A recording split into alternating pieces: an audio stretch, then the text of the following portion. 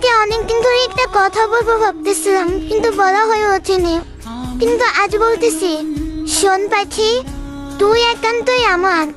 তোকে ছাড়া আমি অন্য কাউকে বেস্ট ফ্রেন্ড বানানোর কথা ভাবতেই পারি না।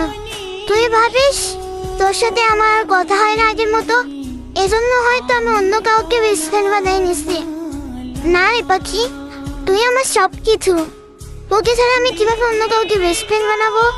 তোর সাথে যতটা আমি খুশিতে থাকি, অন্য কারোর সাথে থাকতে পারি না জান। তুই কিভাবে ভাবিস আমি অন্য কাউকে বেস্ট ফ্রেন্ড বানাবো?